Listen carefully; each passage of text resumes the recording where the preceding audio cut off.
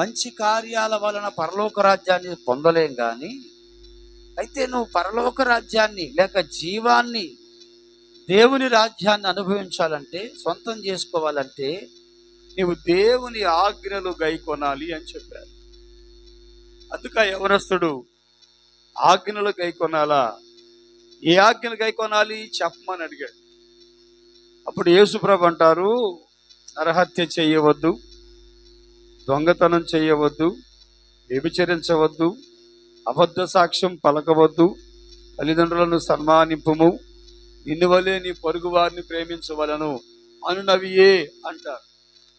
అందుకు ఆయన అంటారు కదా, ఇవైతే నేను చిన్నప్పటి నుంచి చక్కగా క్రమంగా చేస్తానే ఉన్నా, ఇంకా నాకేమైనా కొదవగా ఉందా అని అడిగాడు.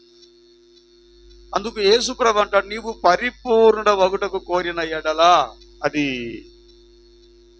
మత్తయి సువార్తలోనేమో వింటున్నారా, నీకొకటి కొదువుగా ఉన్నది, నీవు పరిపూర్ణవు కావాలని చెప్పారు. లూకా సువార్తలో నీకొక్కటి కొదువుగా ఉన్నది అని అన్నారు. నీవు జీవములో ప్రవేశించాలంటే, అనగా పరలోక రాజ్యం చేరాలంటే, ఆజ్ఞలు గైకొనటంతో పాటు, వింటున్నారా, స్తోత్రం చెప్పండి గట్టిగా ఒకసారి, పరిపూర్ణుడవు కావాలి, ఏ ఒక్కటి తక్కువ కాకుండా చూసుకోవాలని చెప్పని ప్రభు ఆయన చెప్పారు. ఒకటి కొదువుగా ఉందయ్యా నీకు అన్నాడు. ఆజ్ఞలన్నీ గైకొంటున్నావు కానీ ఒకటి నీకు కొదువుగా ఉందన్నప్పుడు ఆ ఒకటేంటో చెప్పొచ్చుగా, ఆ ఒక్కటే కదా నేను సరి చేసుకుంటాను అన్నాడు. అందుకు యేసు ప్రభు చెప్పారు కదా, ప్రభుకు స్తోత్ర, నీవు వెళ్ళి నీ ఆస్తిని అమ్మి పేదలకు పంచిపెట్టి వచ్చి నన్ను వెంబడించమన్నారు. అందుక యవనుడు మిగులు ఆస్తి గలవాడు గనుక వ్యసన పడుతూ వెళ్ళిపోయాను, మరలా తిరిగి రాకుండా ఉండెను. అనగా అతడు నిత్య జీవాన్ని పోగొట్టుకున్నట్లుగా దాని భావమని మీరు గుర్తించాలని ప్రభు నామములో మీకు నేను తెలియపరుస్తా ఉన్నా. ఈ రాత్రి దేవుని వాక్యపు సందేశాన్ని మనం శ్రద్ధగా ఆలకిద్దాం. మీ అందరూ ఎందుకు ప్రార్థనకు వస్తున్నారో, ఎందుకు ప్రార్థనకు వెళ్తున్నారో మీకు తేటగా తెలిస్తే చాలా సంతోషం. ఈ భాగంలో చదువుతున్నటువంటి వ్యక్తి తన ఆరోగ్యం కోసమో, తన ఆర్థిక సమస్యల కోసమో, కుటుంబ సమస్యల కోసమో దేవుని యొద్దకు ప్రార్థనకి వెళ్ళలేదు.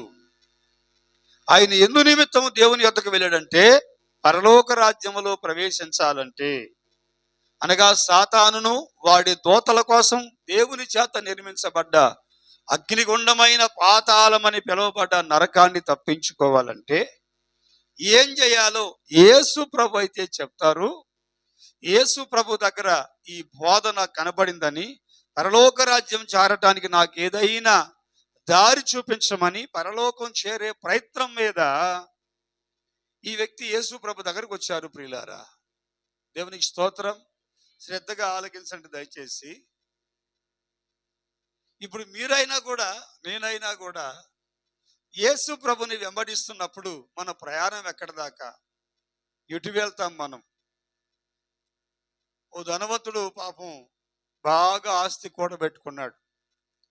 ఆస్తిని చూసి, పంట భూములను చూసి, నాకున్న ఆస్తి గొప్పది, నాకున్నటువంటి పంట చాలా శ్రేష్టమైనది, నేను దీన్ని కొట్లలో దాచుకొని నా ప్రాణమా తినుము త్రాగుము సుఖపడదామని అనుకున్నాడు. పాపం ఆ రాత్రికి ఏమైంది మీకు బాగా తెలుసు. దేవుడు వచ్చి, వెర్రివాడా, ఈ రాత్రి నీ ప్రాణాన్ని నేను తీసుకెళ్తాను అని అన్నాడు. సో ఇప్పుడు గమనించండి, ఎవరి ప్రాణం ఎప్పుడు పోయిందో ఎవరికి తెలియదు. బ్రతుకు బండి గమనిస్తున్నారా? ఎప్పుడు రాలిపోతామో, ఎప్పుడు మనం మన జీవిత యాత్ర ముగిస్తామో తెలియదు. శాశ్వతం ఏది కాదు ఈ లోకంలో. మనకంటే గనులు గొప్పవారు కళ్ళ ముందు చూస్తుండగానే రాలిపోతా ఉన్నారు. కాబట్టి రాత్రి దేవుని సేవకునిగా నేను మీకు ఒక సంగతి నేర్పాలని ఆశ కలిగి ఈ విషయాన్ని మీతో మాట్లాడుతూ ఉన్నాను. యేసు ప్రభు రాకడ ఎప్పుడు వచ్చిందో నీకు తెలుసా? తెలియదు. పోనీ నీవెప్పుడు చనిపోతావో నీకు తెలుసా? అది కూడా నీకు తెలియదు. కనుక నువ్వు చనిపోయినా, యేసు ప్రభు రాకడ వచ్చినా, నీవు పరలోక రాజ్యం చేరడానికి యోగ్యత లేకపోతే, ఏ ఒక్క విషయంలో నీవు కొదవలేని వాడుగా ఉండకపోతే ఖచ్చితంగా నరకములో లేక పాతాళంలో పడవేయబడతాం గనుక ఈ యవనస్తుని కొంచెం మనం ఆధారం చేసుకొని కొన్ని విషయాలు నేర్చుకోగలిగితే అది మనకి ఎంతైనా కూడా ఆశీర్వాదకరం. ప్రియులారా, బాగా గమనించి ఆలకించండి, శ్రద్ధ పెట్టండి. ఈ పూట అవదు ఈ వాక్యం, నేను సగమే చెప్పి తక్కిన భాగాన్ని వీలైతే రేపు గురువారం క్లియర్ చేస్తాను. దేవునికి స్తోత్రం కలుగును గాక. బాగా గమనించండి, యేసు ప్రభువే చెప్తున్న మాట, నీవు పరలోక రాజ్యములో ప్రవేశించగోరితే గనక వెళ్ళి ఏం చేయమన్నాడు ఆయన? ఆజ్ఞలను గైకొనుము. చెప్పండి, ఆజ్ఞలను గైకొనమని యేసు ప్రభు చెప్పారు. దేవునికి స్తోత్రం. అయితే నేను గైకొన్నయా, ఆజ్ఞలు నేను గైకొనను అని నీవు అన్నామనుకోండి, ఆజ్ఞలు గైకొనకుండా ఉండే పద్ధతిని బైబిల్ ఒక పదంతో పిలుస్తుంది. మీకు తెలుసునా?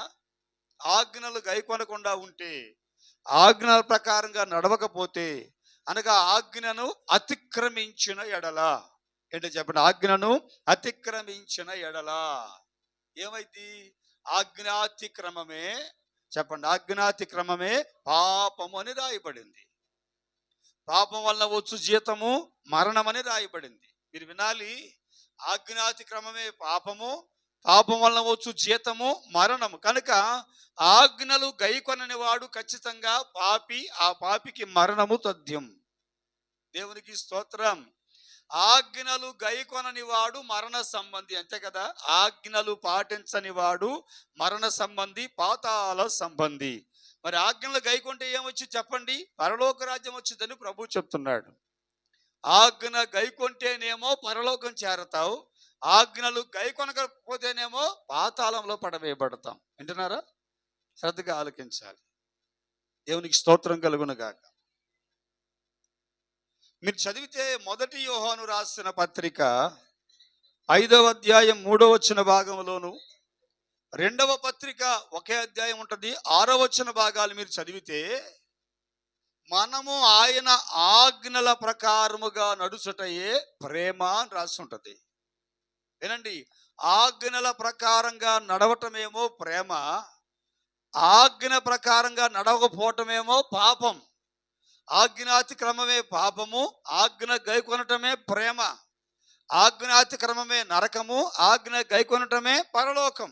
మీరు చెప్పండి, నేను అడిగే వాటికి సమాధానం చెప్పండి. ఆజ్ఞ గైకొంటే ప్రేమ కలిగి ఉన్నట్టు, ఆ ప్రేమ కలిగిన వాడు పరలోక రాజ్యం చేరతారు. వింటున్నారా? ప్రభుకి స్తోత్రం కలుగును గాక. ఆజ్ఞాతిక్రమమే పాపము, దాని వలన వచ్చు జీతము నరకం. ఆజ్ఞలు గైకొంటే పరలోకము, ఆజ్ఞలు గైకొనకపోతే ఖచ్చితంగా నరకం. మీరు ఇప్పుడు ఏ తోవలో ఉన్నారో మీకు బాగా అర్థమయ్యింది. హల్లెలూయా చెప్పండి గట్టిగా. స్తోత్రం కలుగును గాక. పైగా బైబిల్ గ్రంథంలో ఆజ్ఞలు గైకొనటమే ప్రేమ అని ఉంది కదా.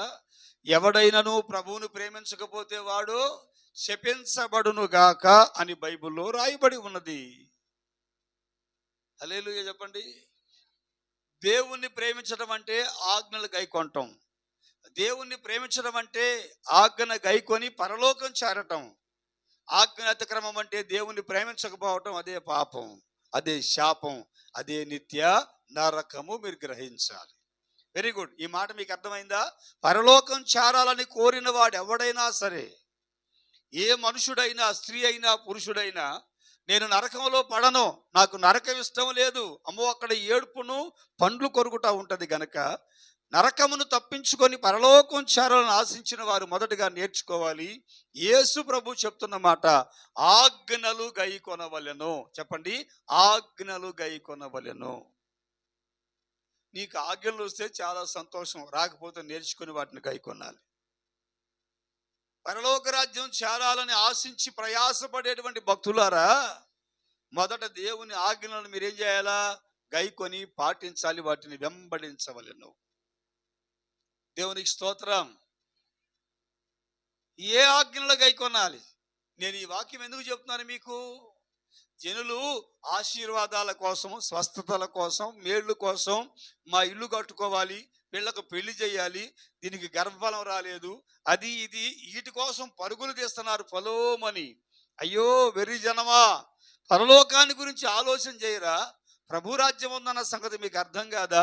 దాని కొరకు మనం సిద్ధపడాలి కదా. నేను చెప్తున్న మాట అది. పరలోక రాజ్యంలో ప్రవేశించాలంటే ఏం చేయాలి చెప్పండి? ఆజ్ఞలను గైకొనాలి. ఏ ఆజ్ఞలు గైకొనాలి? ఆ ఆజ్ఞలు కూడా ప్రభు అయిన యేసుక్రీస్తు వారు తేటగా చెప్పారు. దేవునికి స్తోత్రం. చూడండి, మొదటి ఆజ్ఞను చదవండి. మొదటి ఆజ్ఞ ఏముంది అక్కడ? మొదటి ఆజ్ఞ నరహత్య. ఎందుకు? నీవు జీవములో ప్రవేశించగోరిన ఎడలా ఆజ్ఞలు గైకొనుము. నువ్వు పరలోక రాజ్యంలో ప్రవేశించాలని ఆశపడితే, బుద్ధిగల కన్యకవై వధువు సంఘానివై మధ్యాకాశానికి యేసుప్రభు వచ్చినప్పుడు విడిచిపెట్టబడక ఎత్తబడాలని కోరుకుంటే, ఈ రాత్రి దేవుని సేవకుడిగా, దేవుని పనివాడిగా నేను చెప్తున్నా, ఆజ్ఞలు గైకొను. ఈ ఆజ్ఞలు అనగా, మొదటిది పరలోక రాజ్యంలో ప్రవేశించాలని ఆశించేవారు మొదటిగా తెలుసుకోవాల్సినటువంటి సంగతి, మొదటి ఆజ్ఞ నరహత్య చెయ్యవద్దు. ఏంటో చెప్పండి? నరహత్య చెప్పండి, అందరూ నోరు తెరవండి. ఎందుకు నరహత్య చెయ్యవద్దు? ఎందుకు చేయొద్దు అన్న నరహత్య? ఎవడైనాను పరలోక రాజ్యం చేరాలని కోరుకుంటే నరహత్య చెయ్యకూడదు. నరహంతకులకు పరలోక రాజ్యం లేదని కదా అర్థం. మనిషి చంపేదాన్ని నరహత్య అంటారు.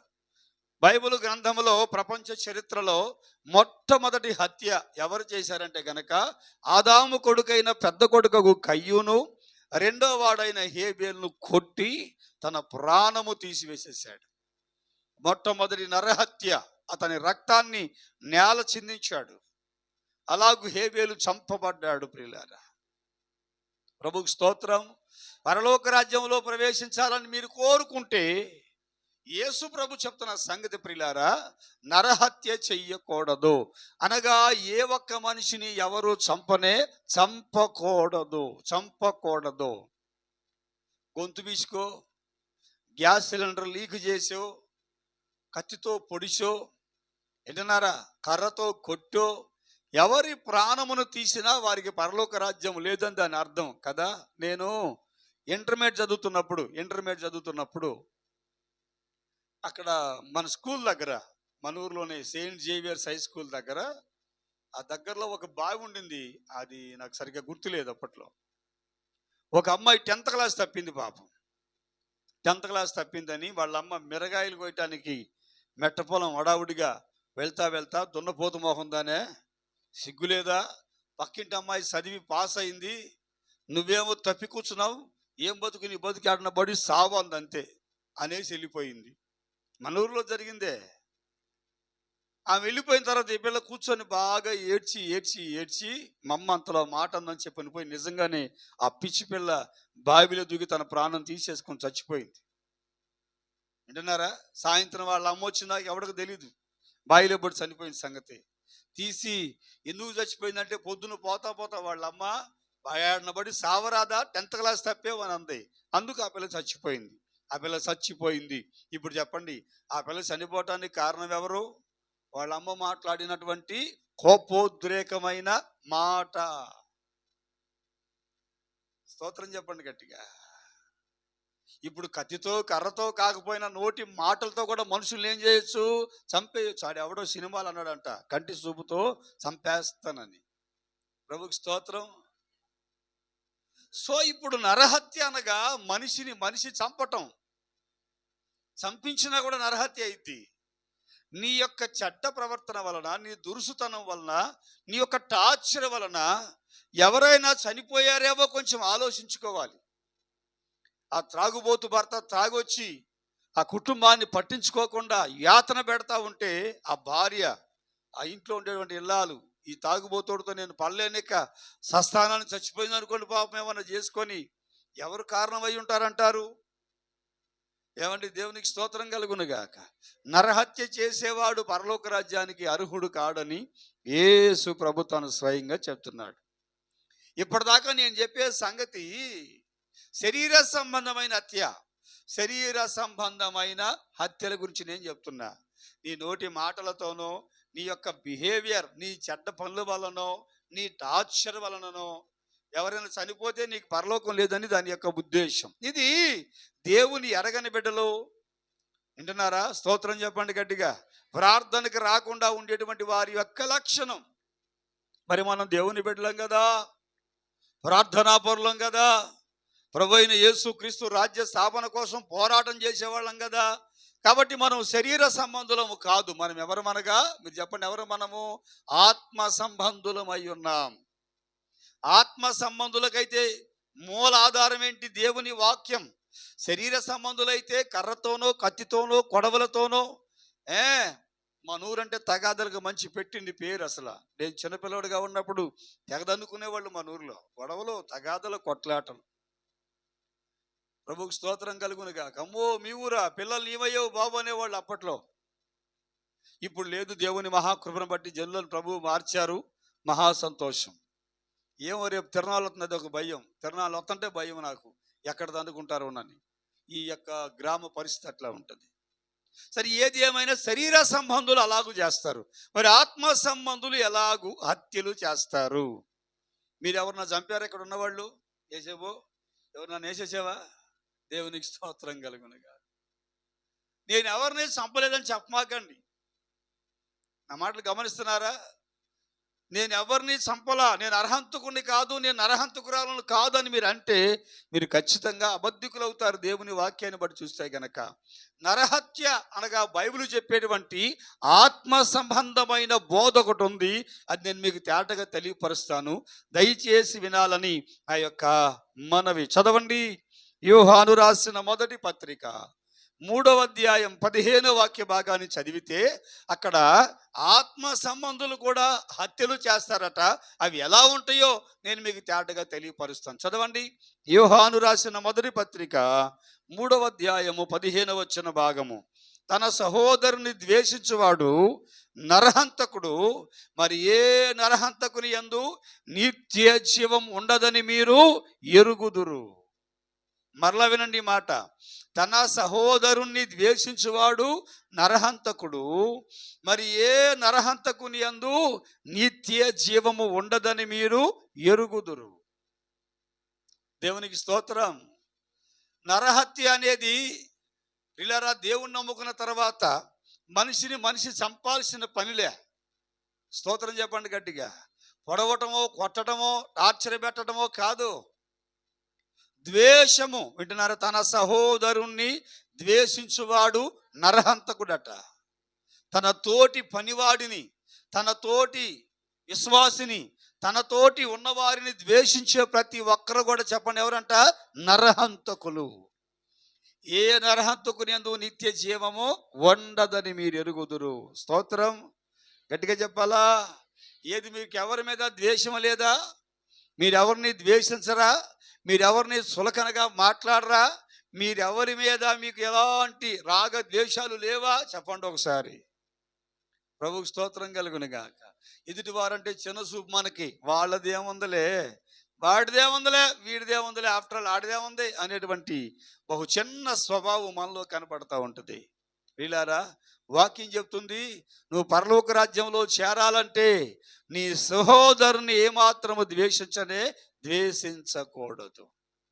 ప్రభుకు స్తోత్రం. అందుకు యేసు ప్రభు వారు మత్తయి సువార్త 5, 6, 7 అధ్యాయాల్లో కొండ మీద ప్రసంగం చేస్తూ ఓ సంగతి చెప్తారు. ఏంటో తెలుసునా? నిన్ను ప్రేమించిన వారినే ప్రేమించి నిన్ను ద్వేషించిన వారిని నువ్వు ద్వేషించిన ఎడల, ఆలకిస్తున్నారా, నీకు అన్యులకు పెద్ద తేడా ఏముంది? వారును అలాగూ చేయుదురు కదా అనని, నీవు దేవుని కుమారుడివై ఉండాలంటే నీ శత్రువులను ప్రేమించు, నిన్ను హింసించే వారి కొరకు ప్రార్థన చేయమని చెప్పారు. స్తోత్రం చెప్పండి గట్టిగా. మనం అలా లేం ప్రియులారా. మనకు అనుకూలంగా ఉండాలి. మన రాజకీయ పార్టీ వాళ్ళు అయి ఉండాలి, మన వర్గం అయి ఉండాలి, మన జాతి అయి ఉండాలి, మన కులం అయి ఉండాలి. ప్రభుకు స్తోత్రం. ఇప్పుడు మాయదారి జబ్బు జనాలకి ఇదే కదా. మీరు ఏమిట్లు, ఇట్లు, అట్లు, ఎట్లో ప్రియులారా. ఇక్కడ దగ్గరలో పుసులూరు అనే గ్రామం ఉంది. పుసులూరు అనే గ్రామం ఉంది. 2000 నాకు తెలిసి అది 11 ఏమో నాకు గుర్తులేదు, 10 11 గుర్తులేదు నాకు. వీడియో కూడా తీసి పెట్టుకున్నాం. పుసులూరులో మేము ఒక స్థలంలో ఒక ఒక కుటుంబంలో గర్భఫలం లేదని కూడిక పెట్టాం ఈ చేబురుల వాళ్ళ ద్వారాగా. 3 రోజులు అక్కడే ఉండి కూడిక పెట్టి జరిపించిన తర్వాత అక్కడ చాలా అద్భుతాలు, ప్రభు గొప్ప కార్యాలు ఏంటంటే కనుక ఎయిడ్స్ వ్యాధి వచ్చిన వాళ్ళు కూడా నేను చెప్పా, నీ ఎయిడ్స్ వ్యాధి తగ్గిపోయింది, పోయి బ్లడ్ టెస్ట్ చేయించుకోమని చెప్పా. మొదటి రోజు చెప్పాను, రెండో రోజు వాళ్ళ రిపోర్ట్తో వచ్చారు తగ్గిపోయినట్టుగా. ఏ ప్లేసులో అయితే మీటింగ్ పెట్టామో అదే ప్లేసులో ఇప్పుడు ఉన్నతమైన ప్రార్థనా మందిరం కట్టబడింది. దేవునికి స్తోత్రం కలుగును గాక. అక్కడికి వెళ్ళి మీటింగులు పెడితే ఓ ముసలాం వస్తుంది, రోజు నన్ను అడుగుతుంది, అయ్యా మీరు ఏమిట్లు అంటది. ఆమెకి ఏమిట్లు కావాలో పాపం, ప్రభుకి స్తోత్రం. కాదయ్యా మీరు ఏమిట్లు అంటది. మేము యేసు ప్రభు పెట్టలేమని చెబుతున్నాం కదా, దేవుణ్ణి నమ్ముకున్న వాళ్ళు అంటున్నారు కదా, ఎందే ఆమెకు కావాలా, మేమేమిట్లో తెలియాలా అంటే ఆమె ముసలిదైనా కూడా ఆమె కులం మీద ప్రేమ పోలా. ప్రభుకి స్తోత్రం చెప్పండి. హల్లెలూయా. ఈరోజు నేను చెప్తున్న మాట, యేసు ప్రభు నమ్ముకున్న మన జీవితాల్లో పరలోక రాజ్యం చేరాలని కోరుకుంటే మనం ఎవరి మీద ద్వేషమును పెంచుకునే వారిమై ఉండకూడదు. ప్రభుకి స్తోత్రం. మీకు తెలుసు కదా, బైబిల్ గ్రంథంలో సౌలు రాజు దావీదును ద్వేషించి తన కుటుంబాన్ని సర్వనాశనం చేసుకున్నాడు. గమనిస్తున్నారా? ద్వేషము. అబ్షలోము దావీదును కూడా ద్వేషించి అహితోపేలు మాటలిని తన జీవితాన్ని పాడు చేసుకున్నాడు, చచ్చిపోయాడు. కయ్యూను కూడా హేబేలు మీద ద్వేషాన్ని పెంచుకొని హేబేలు కొట్టి చంపాడు. ద్వేషము చాలా ప్రమాదకరం ప్రియులారా, తెలియదు మీకు. కాబట్టి పరలోక రాజ్యం చేరాలని కోరుకునేవాడు నరహత్య అనే పాపము లేకుండా ఉండాలంటే ఎవరి మీద ద్వేషము ఉండకూడదు. ఎవరి మీద ద్వేషం ఉండకూడదు. స్తోత్రం చెప్పండి గట్టిగా. ప్రేమ కలిగి ఉండాలి. ఎవరు ఏమన్నా, ఎన్ని రకాల పరిస్థితులు ఎదురుపడ్డా, తారసపడ్డా కూడా వాటి విషయంలో ప్రేమ కలిగి ఉండాలి, కానీ ద్వేషము అసూయ కలిగి ఉండటానికి ఇష్టపడకూడదు. దేవునికి స్తోత్రం. దేవుని పరిచర్యలో, దేవుని సేవలో ఎన్ని నిందలు పడ్డామో, ఎన్ని అవమానాలు పడ్డామో ప్రియులారా, ఎన్ని రకాల పోరాటాలు ఎదుర్కొన్నామో. ముఖం మీద పట్టుకొని నీచమైన భాష కొంతమంది మాట్లాడేవాళ్ళు, అడ్డగోలు పదాలు వాడేవాళ్ళు. రెడ్డిపాలెంలో, మూలగుంటలో, ఈ గ్రామంలో కూడా వినటానికి బాధ కలిగించే పదాలు ముఖం మీద అనేసి వెళ్ళిపోయేవాళ్ళు. దేవునికి స్తోత్రం. ఆయన మెలకొండ కూర్చొని, ప్రభువా నువ్వు చూస్తున్నావులే, నువ్వు వింటున్నావులే, నువ్వు ఊర్చుకొని వెళ్ళిపోయేవాళ్ళం. ప్రభుకి స్తోత్రం. అందుకేనేమో దేవుడు ఈ రోజున చక్కగా తన పరిచర్యలో నిలబెట్టి నడిపిస్తా ఉన్నాడు. ఆయనకి మహిమ కలుగునుగాక. ఈ రాత్రి పరలోక రాజ్యం చేరాలని కోరుకుంటే ఎవరి మీద ఏముండకూడదు చెప్పండి? ద్వేషము ఉండకూడదు. ఎవరిని శత్రువుగా భావించకూడదు. ఎవరితోటి విరుద్ధంగా వ్యతిరేకంగా ప్రవర్తించకూడదు. నేను ఇష్టపడిన వాళ్ళ దగ్గర నుంచి పక్కకు తొలగిపోవచ్చు, కానీ వాళ్ళకు వేరుగా దూరంగా ఉండొచ్చు, కానీ వారి మీద నీ లోపల ద్వేషము, కోపము, కక్ష మాత్రం పెంచుకోకూడదు. దేవునికి స్తోత్రం. ఇప్పుడు చాలా మంది చేస్తున్న పొరపాటు, నేను అంటున్నానని కొంతమందికి బాధ కలుగుతుందేమో ఈ రాత్రి పూట. ఆలకిస్తున్నారా? మనకే, మన వర్గం మటుకే, మన మటుకే అనేటువంటి కొన్ని కట్లు వాళ్ళు కట్టుకొని దైవత్వాన్ని, దేవుని వాక్యాన్ని, దేవుని ప్రేమను తృణీకరిస్తూ ఉన్నారు. మరి పరలోక రాజ్యం ఉందన్న సంగతి వాళ్ళకి గమనంలో ఉందో లేదో నాకు తెలియని పరిస్థితి. కాబట్టి ఈ రాత్రి మొట్టమొదటి మాట, నరహత్య చేయకూడదు పరలోకం చేరాలంటే. ఏ నరహంతకుని అందు నిత్య జీవము ఉండదు గనక తోటి సహోదరులను ఏం చేయాలి చెప్పండి? ప్రేమగా చూడటం నేర్చుకోవాలి. ప్రభుకు స్తోత్రం. మన ఉనికిని, మన మనుగడను కాపాడుకోవటానికి ఇతరులను ఎర్రోళ్ళం చేసామనుకోండి, ఇతరుల మీద బురద జల్లామనుకోండి, ఇతరులను పిచ్చివాళ్ళని చేసామనుకోండి, నా మాటలు ఆలకిస్తున్నారా? ఇక్కడ తక్కడో బిక్కడో కాదు కదా, ఆయన న్యాయ సింహాసనం ముందు మన బ్రతుకంతా బట్టబయలైపోద్ది. కాబట్టి నా ప్రియమైన దేవుని బిడ్డలారా, పరలోకం చేరాలంటే మొట్టమొదటి మాట గమనిస్తున్నారా? ఏం కలిగి ఉండాలి? ఎవరి మీద ద్వేషము కలిగి ఉండకూడదు. ద్వేషము కలిగి ఉన్నావా, నువ్వు ఖచ్చితంగా పాతాళ సంబంధివే. మరేం కలిగి ఉండాలి చెప్పండి? తన సహోదరుని ద్వేషించేవాడు నరహంతకుడు గనుక యేసు ప్రభు చెప్పారు, మీరు పరలోకమందున మీ తండ్రి కుమారులై ఉండునట్లు మీ శత్రువులను ప్రేమించండి, మిమ్మల్ని హింసించే వారి కొరకు ప్రార్థనలు చెయ్యండి. అర్థమైందా ఈ మాట? రెండో మాట చెప్తాను, ఆలకించండి. దేవునికి స్తోత్రం. రెండవది, పరలోక రాజ్యంలో ప్రవేశించాలంటే ఏం చేయకూడదు చదవండి మీరు. నరహత్య చేయవద్దు. రెండవది, వ్యభిచరించవద్దు, వ్యభిచారము చెయ్యకూడదు. ఎవరికి తెలియదు వ్యభిచారం అంటే? చెప్పండి. ఆలకిస్తున్నారా? భార్యతో భర్తతో కాక ఇతర పర స్త్రీ పురుషులతో కలిగి ఉండేటువంటి శరీర సంబంధాన్ని వ్యభిచారం అన్నారు. యేసు ప్రభు అంటాడు, మరొక దాన్ని చేసుకున్నవాడు అది పెళ్ళైనా వ్యభిచారం చేస్తున్నట్టే అంటాడు. సామెతల గ్రంథంలో అయితే తన పొరుగువారి భార్యను కూడువాడు అదే ప్రకారంగా నాశనం అవుతాడు అంటాడు. నా మాటలు గమనించి ఆలకించండి. దేవునికి స్తోత్రం కలుగును గాక. ఇప్పుడు మీకు తెలిసిన విషయమే. అయితే శరీర సంబంధుల యొక్క అక్రమ సంబంధాలు మీకు బాగా తెలుసు. అయితే మరి ఆత్మ సంబంధులమైన మనం ఎట్లా వ్యభిచారం అనే పాపంలో ఉంటాం? ఈ వ్యభిచార పాపం అనేది మనలో ఎలా ఉంటుంది? ఎందుకంటే పరలోక రాజ్యం చేరాలంటే వ్యభిచార సంబంధమైన పాపమును కలిగి ఉండకూడదు. శరీర సంబంధులైనా ఆత్మ సంబంధులైనా కూడా.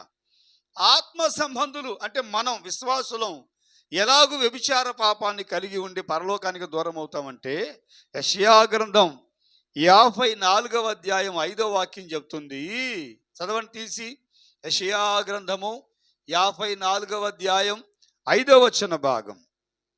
నిన్ను సృష్టించిన వాడు నీకు భర్త అయి ఉన్నాడు, సైన్యములకు అధిపత్యగు యెహోవా అని ఆయనకు పేరు. స్తోత్రం చెప్పండి గట్టిగా.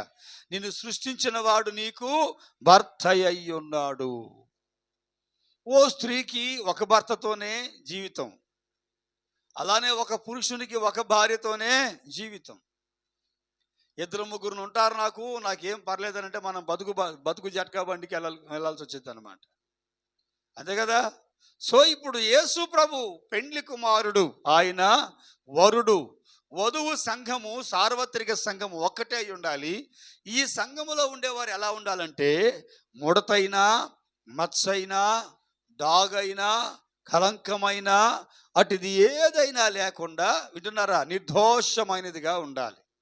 దేవునికి స్తోత్రం. ఇదిగో మీరు గమనించాలి, పరలోకం చేరాలని కోరుకునే నీవు వ్యభిచారం అనే పాపం కలిగి ఉండకూడదు. నేను చెప్తున్న రెండవ మాట, రెండవ ఆజ్ఞ.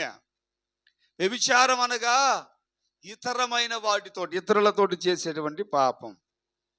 అందుకు యెషయా అన్నారు కదా, నిన్ను సృష్టించిన వాడు నీకే ఏమైనాడు చెప్పండి, భర్త అయి ఉన్నాడు, భర్త అయి ఉన్నాడు. ఆయన పేరు కూడా సైన్యములకు అధిపత్యగు యెహోవా అని ఆయనకు పేరు. ఇప్పుడు సంఘమునకు యేసు ప్రభుతో పెళ్లి చేయటానికి దేవాతి దేవుడు సిద్ధపరిచారు. ఆయన వరుడు, సంఘమేమో వధువు. పెండ్లి కుమారుడు అంతఃపురములో ఉన్నాడు, అంతఃపురం అలంకరించబడతా ఉంది. భూమి మీద నుంచి సంఘము అనగా వధువు సంఘమైన మనం ఏం చేయాలంటే ఎత్తబడాలి. ఈ సంఘము దేవుని ప్రేమించేదై ఉండాలి. ప్రియులారా, దేవుని ప్రేమను పొందుకొని ఉండాలి. యేసు ప్రభు సంఘాన్ని ప్రేమించి సంఘము యొక్క ప్రేమను ప్రతిగా సంఘము కొరకు తన ప్రాణం ఇచ్చాడు, తన రక్తాన్ని ధారపోశాడు. దేవుడు లోకమును ఎంతో ప్రేమించను. ఎంత ప్రేమించావయ్యా అంటే తన ప్రాణము ఇచ్చేటంతగా యేసు ప్రభు సంఘాన్ని ప్రేమించారు. స్తోత్రం. అయితే భర్త ప్రేమించాడు, భర్త విశ్వాస సమాజాన్ని ప్రేమించాడు. ఇప్పుడు భార్య కూడా అంటే వధువు సంఘము కూడా అలానే ప్రేమించాలి కదా. అంటే ఆయన తన సంఘము కోసం ప్రాణం ఇచ్చినట్లు సంఘము కూడా భర్త కోసం ఏం చేయాలి, ప్రాణము పెట్టబద్ధురాలై ఉన్నది. ప్రియులారా, అయితే ప్రభు అంటున్న మాట, స్తోత్రం చెప్పండి గట్టిగా, నిన్ను సృష్టించిన వాడే నీకు భర్తగా ఉండాలి. ఏసన్న గారు ఒక మంచి పాట రాశారు. సృష్టికర్తను మరిచావు నీవు, సృష్టిని నీవు పూజింపదగునా. విన్నారా? సృష్టికర్తను మరిచావు నీవు, సృష్టిని నీవు పూజింపదగునా. భూమి ఆకాశాలను సృష్టించింది యేసయ్యేనండి, నిన్ను నూతన సృష్టిగా మార్చేది ఆమేన్, హల్లెలూయా. నువ్వు సృష్టికర్తను పూజించాలి కానీ సృష్టిని పూజింపతగదు. సృష్టి అంటే ఏంటి చెప్పండి, మీకు తెలుసు కదా. పైనున్న ఆకాశము, కిందున్న భూమి, నీళ్లు, సముద్రాలు, జలము, రాళ్ళు, రప్పలు, కొండలు, కోనలు అన్నీ కూడా సృష్టి. అయితే మనుషుడు ఈ రోజున, స్తోత్రం చెప్పండి గట్టిగా, సృష్టికర్త అయిన యేసుతోటి నిశ్చితార్థం అయిపోయింది సంఘానికి. ఇక ఎత్తబడటమే ఆలస్యం. ఎత్తబడే సంఘములో ఉండే మనం ఎలా ఉండాలంటే ఆయనను మాత్రమే పూజింపబద్ధులమై ఉన్నాం. నేను చిన్నప్పుడు మా నాన్న ఏం చేసేవాడు అంటే నన్ను పొలం తీసుకెళ్ళేవాడు. పొలం తీసుకెళ్ళి నారుమడి కదా, ప్రభు స్తోత్రం చెప్పండి గట్టిగా, నారుమడి కాలువకాడ దగ్గరగా సేద్య పరిశుభ్రం చేసి కొబ్బరికాయ ఒకటి. ఇప్పుడు మానేశారులే, ఇప్పుడు కాస్త కోస్త వాక్యం తెలుసుకొని జనాలు మానేశారు. నిన్న మొన్నటి దాకా కూడా ఈ రోజు కూడా ఉంది. పొలాల మీద నాటేసేటప్పుడు, నారు పోసేటప్పుడు ఏం చేసేవాళ్ళు, అంత పసుపు కుంకుమ తీసుకెళ్ళి ఆ కొబ్బరికాయకి రాసి బొట్లు పెట్టి ఈశాన్య మూల మీద రాయి మీద కొట్టి ఆ కొబ్బరికాయ పలారం పంచుకోవాలా, ఇంటికి తెచ్చి మాకు కూడా పెట్టేవాళ్ళు. నాకు బాగా గుర్తు. ప్రభువుకు స్తోత్రం. ఇప్పుడు వీళ్ళు దేన్ని పూజించారు? నారుమణి పూజించారా, లేకపోతే నేలను పూజించారా? ఎవరు పూజించారు? యేసు ప్రభుని కాదుగా. యేసు ప్రభు కొబ్బరికాయ కొట్టాల్సిన పనిలే, పసుపు రాయాల్సిన పనిలే, కుంకుమ రాయాల్సిన పనిలే. ప్రభుకు స్తోత్రం. అది కూడా ఇప్పటికీ దరిద్రం చెప్పమంటారా? సంఘాలలో నాటు ముందు ఎవరు వంగుతారు నాకు చెప్పండి? మొత్తం 5 వంగాల, ముండమోపి వంగకూడదు. మీకు తెలుసా? అమ్మాయి నువ్వు రాబాయ్ నువ్వు రా అని ఆమెను విరిసి కూర్చోబెట్టి వంగిస్తారు. ఏమైతే తొందరగా సాగిద్ది అంటున్నాడు. ఎలా చెప్పండి? అయ్యా నాటేయడానికి వెళ్తున్నాను అయ్యా, ప్రార్థన చేయవా అని అయ్యగారు ప్రార్థన చేయించుకోవటం పాస్టర్ గారి చేత. స్తోత్రం చెప్పండి గట్టిగా. పొరపాటున పోయేటప్పుడు ఆడు ఒకడు ఉన్నాడు మన ఊర్లో, నేను పేరు చెప్పలేను, మీకు బాగా తెలుసు. వాడు ఎదురొచ్చాడంటేనా పోయే ఆటో కూడా వెనక్కి వచ్చిద్ది, పోయే టాటర్ కూడా వెనక్కి వచ్చిద్ది. స్తోత్రం చెప్పండి గట్టిగా. ఏందిరా వెనక్కి వచ్చారంటే, ఏదో మొహం వాడు ఎదురొచ్చాడు రా మాకు ఇయ్యాల. ఆడు ఎదురొస్తే బాబో రక్తమో కారటమే. వాడు నాకు చాలాసార్లు ఎదురొచ్చాడు పాప, నాకు ఎప్పుడేం కాదు దేవుని మహాకృపను బట్టి. స్తోత్రం చెప్పండి గట్టిగా. ఏమండి ఎవరిని పూజిస్తున్నాం మనం? రాళ్ళని, రప్పలని కదా. ఇవాళ ఆ వారం మంచిది కాదు, ఈ వారం మంచిది కాదు. స్తోత్రం చెప్పు గట్టిగా. పిల్లి, కుక్క తుమ్మింది, దగ్గింది, ఎదురొచ్చింది, ఆమె ఎదురొచ్చింది, ఈడొచ్చాడు, ఎన్ని రకాలు చెబుతావండి. నేను అంటున్నా మళ్ళీ అదే, సృష్టికర్తను మరిచావు నీవు, సృష్టిని నీవు పూజింపతగునా. పేతురు రాసిన మొదటి పత్రిక 1వ అధ్యాయం 18వ వాక్యం చెప్తుంది. ఏమని తెలుసునా? పితృపారంపర్యమైన వ్యర్థమగు ప్రవర్తన విడిచిపెట్టినట్లుగా, పితృపారంపర్యమైన వ్యర్థ ప్రవర్తన విడిచిపెట్టినట్లుగా మీరు వెండి, బంగారం వంటి అక్షయ వస్తువుల చేత కొనబడలేదు కానీ నిర్దోషమును, నిష్కలంకమైన, అమూల్యమైన క్రీస్తు యేసు రక్తము చేత మీరు విమోచించబడితిరి. యేసు రక్తంతో మీరు విమోచించబడ్డారు కనుక మీరు ఏం చేయకూడదట? పితృపారంపర్యమైన వ్యర్థ ప్రవర్తన. ఆ క్రిస్మస్ పండుగ వచ్చేసరికి స్తోత్రం చెప్పండి గట్టిగా, చచ్చిపోయిన వాళ్ళకి బట్టలు పెట్టి, వాళ్ళు కదా వాళ్ళ ఫోటోలకి దండ వేసి, పూల దండ మార్చి, దండాలు పెట్టి ఏం చేస్తున్నారు? ఇలా మా నాన్నకు పెట్టుకుంటున్నా, మా చేతికి పెట్టుకుంటున్నా, మా తాతకు పెట్టుకుంటున్నా. వింటున్నారా?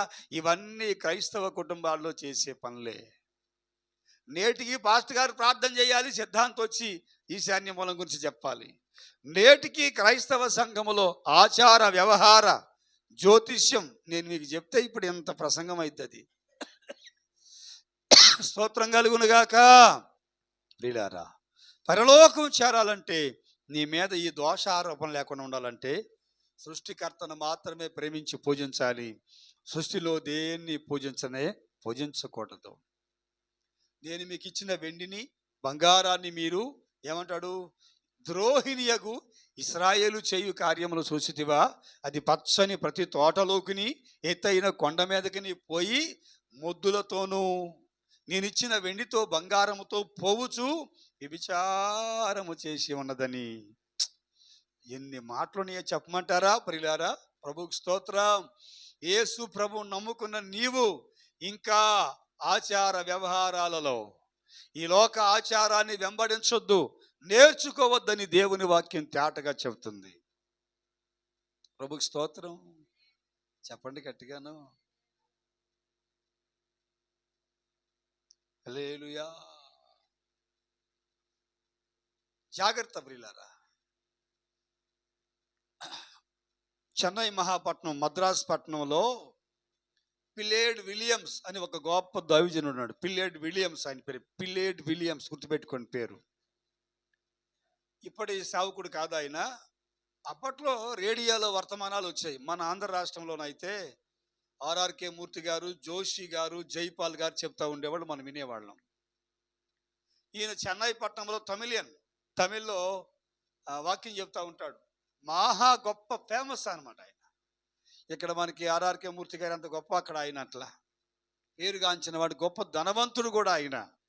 దేవునికి స్తోత్రం చెప్పండి గట్టిగా. గొప్ప ధనవంతుడు ఆయన. మీరు యూట్యూబ్లో కొడితే పిల్లేడ్ విలియమ్స్ గారు అని చక్కగా వస్తే నేను చూసి ఆయన బలంగా వాడబడుతున్న దినాలు. ఎక్కడికి వెళ్ళినా, ఎక్కడ ప్రార్థన చేసినా అద్భుత ఆశ్చర్య కార్యాలు ఆయన చూస్తూ ఉన్నారు ప్రియులారా. ఓ రోజు హైదరాబాద్ పట్టణానికి 3 దినాలు వాక్యం చెప్తానికి ఆయన ఆహ్వానించబడ్డారు. వెళ్ళారు పాపం. మొదటి రాత్రి సభలో బలంగా వాక్య పరిచర్య చేసి రోగులందరికీ ప్రార్థన చేశారు. గొప్ప గొప్ప కార్యాలు దేవుడు చేశారు. ఆ రాత్రి ఆయన్ని పిలిచిన సేవకునికి సరైన వసతులు లేక ఒక 5 స్టార్ హోటల్లో రూమ్ బుక్ చేసి ఆ రూమ్లో పెట్టారు దైవజనుడిని. పిల్లేడ్ విలియమ్స్ గారిని గుర్తుపెట్టుకొని బాగా ఆలకించండి. అదే హోటల్లో ఆ పక్క రూములో ఆ సభల్లో వింటున్నారా, మంచి స్వరం కలిగి సువార్త గాయకురాలుగా పాటలు పాడటానికి ఒక సువార్త గాయకురాలను కూడా పిలిచారు. ఆమెది ఎక్కడో తెలియదు మొత్తానికి. పక్క గదుల్లో పిల్లేడ్ విలియమ్స్ గారు, ఆ సువార్త గాయకురాలు ఇద్దరు ఆ రాత్రి బస చేశారు.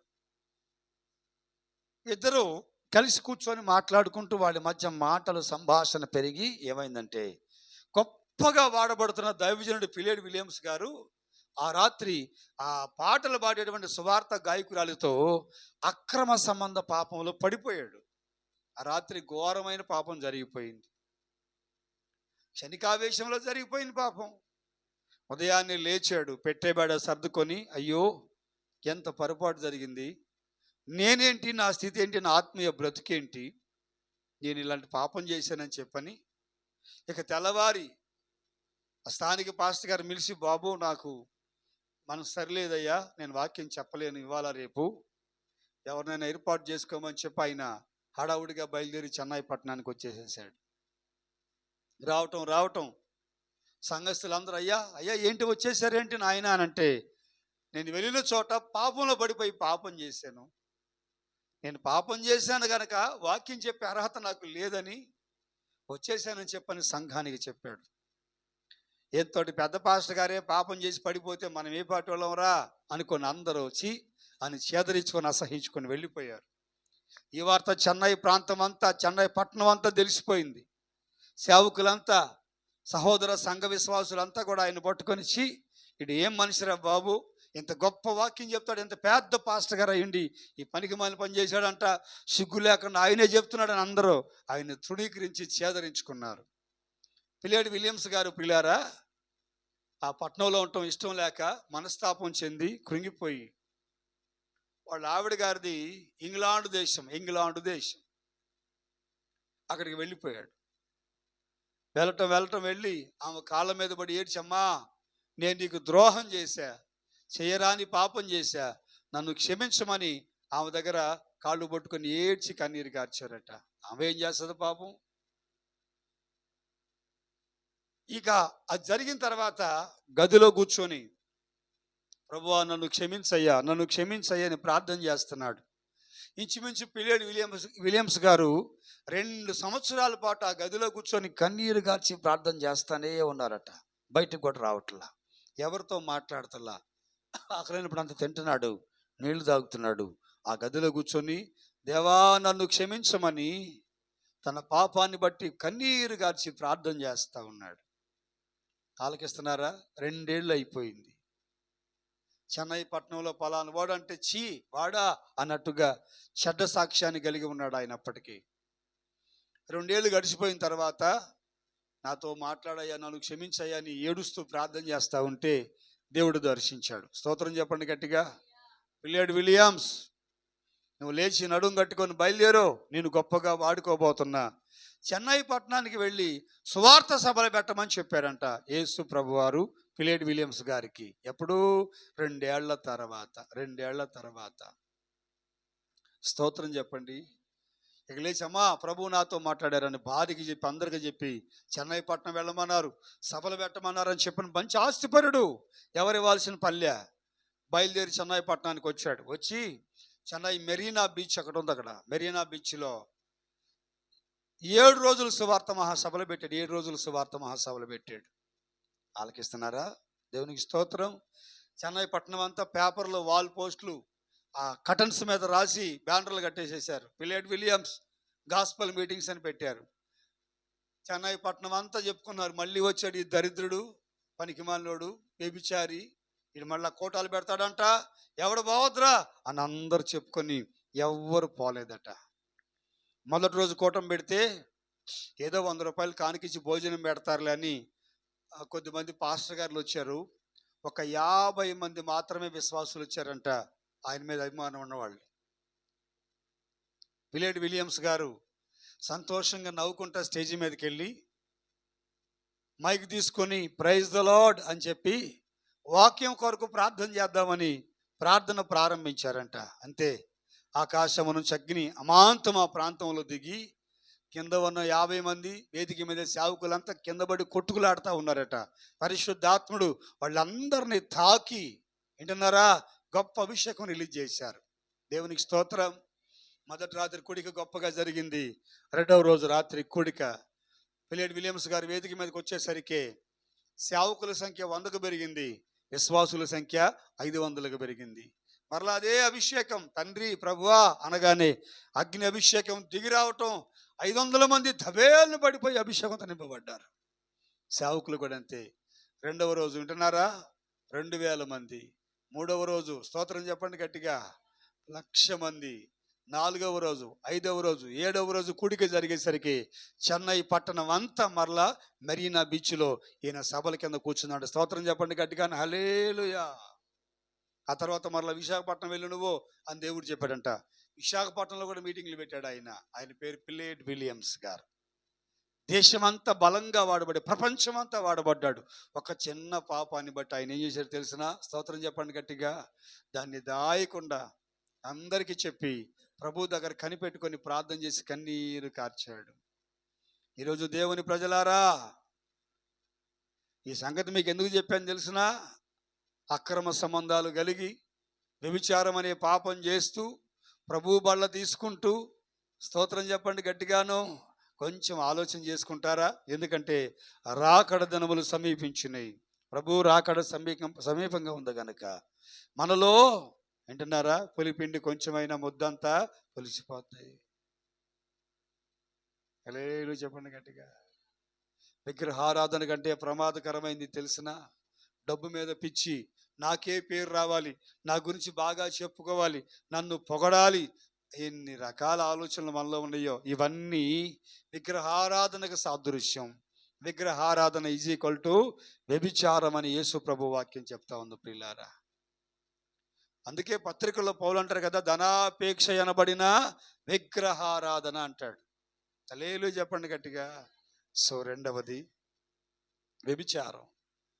ఇక విగ్రహారాధన, సూర్యునైనా చంద్రునైనా దేన్నైనా నువ్వు పూజించి కీర్తించి ఆరాధిస్తే పరలోకానికి దూరం అయిపోతావు, జాగ్రత్త.